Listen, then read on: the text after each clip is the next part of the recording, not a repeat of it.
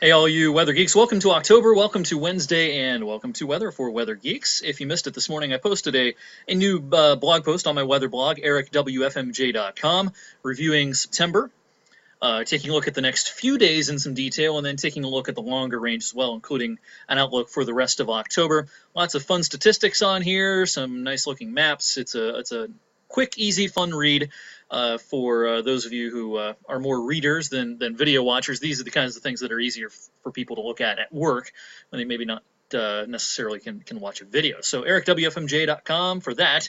All right, well, it's not exactly the best looking day out there, depending on where you are. Now, we are finally seeing some clearing here at about 2:05 p.m., mostly north of I-80 and especially up in northern Trumbull County, parts of Mercer County, finally seeing the sun. We're still socked in the clouds in and around Youngstown, all of Columbiana County, and into Lawrence County as well. Temperatures are struggling as a result of the clouds. We're still no higher than the lower 60s. As the sun continues to try to break through, we'll get a quick bump. Not sure if we'll make it to 70 or not, but we should get back into the upper 60s, at least in Mahoning and Trumbull counties. You know, the clearing might take a little longer down in Columbiana, therefore temperatures may be a little cooler this afternoon. But certainly it was a foggy start to the day, just as we expected.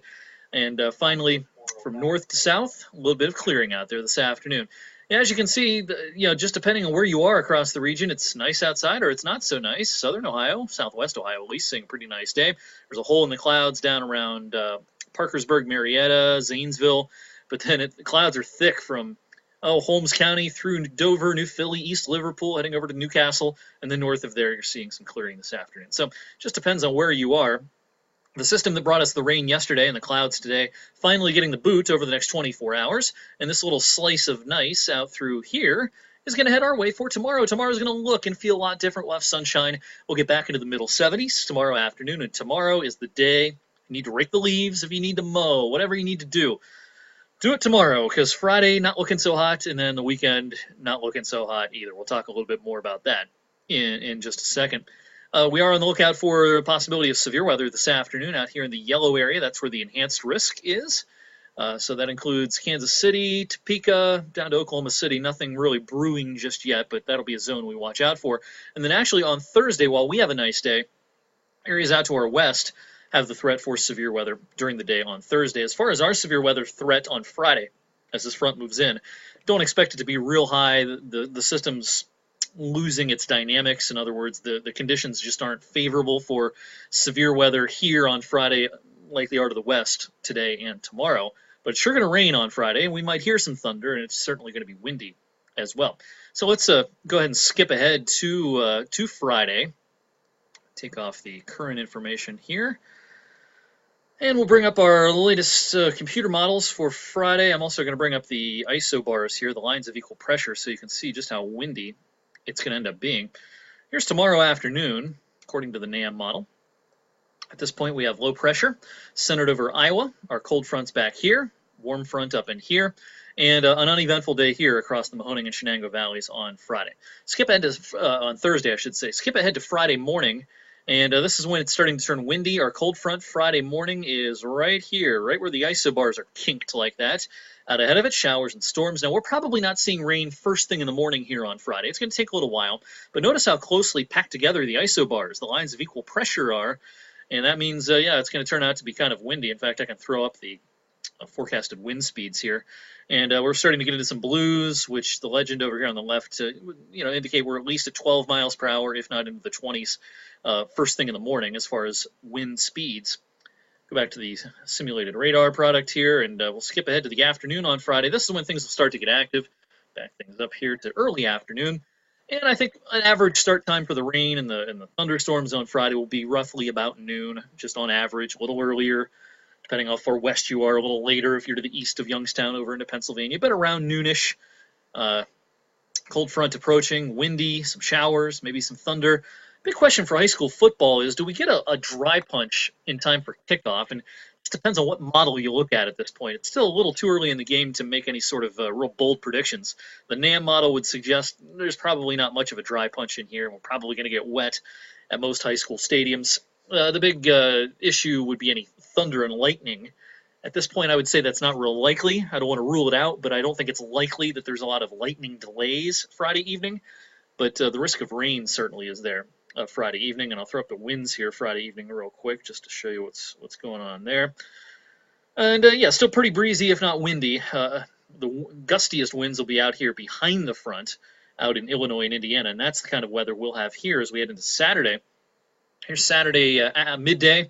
Boy, is this going to be a raw day. That's a stiff westerly breeze. Temperatures are going to be struggling. We may not get out of the 40s in spots on Saturday. Yikes! What a change coming our way as we kick off the weekend.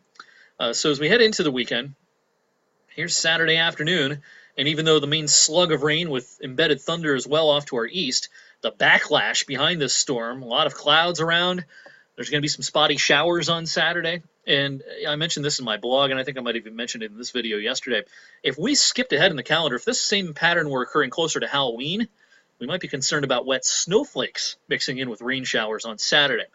Since it's only October 4th, I think the odds are real low on that. But if we were talking about October 30th, we're far enough along in the season that there could be some wet snowflakes mixed in. So thankfully, we're not that far into the season just yet. But cold raindrops on Saturday, gusty winds. Sunday's not shaping up to be a lot better. It'll be a little better. I think showers are less frequent on Sunday, and the breeze will not be quite as stiff. But it's still going to be chilly, and there still might be a shower here and there. Might be nothing more than a sprinkle or two on Sunday. But still, not a very nice day. Probably no higher than the lower, best middle 50s on Sunday. Actually, I have an increased chance for rain again on Monday, especially later in the day, as another front kicks in, a kind of a reinforcing shot of chilly air here. So late Monday night, another round of showers. That's going to lock in the chill for another day or two. I think we're still below average, it looks like, through the middle of next week.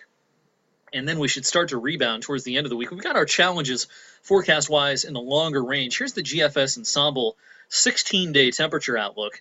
It's been advertising a pretty significant warm-up at the end of next week until the last couple of runs. Now, it's sort of tempered that warm-up and suggests that maybe we're no higher than the mid-60s at the end of next week, which, hey, that's average. That's not doing bad for early October, but it's not as warm as previous runs had it. Warmer than the weekend, yes, but again, not as warm as previous runs of this model had it. Now, the European model, again, this is a different-looking graph, but same general idea here. Long-range temperatures, the European model's been singing a warm tune at the end of next week into next weekend with, pay attention to these lines right here. This is late next week into next weekend, suggesting we get into the 70s. So we got a little model war going on with regards to the overall pattern about 9 or 10 days from now.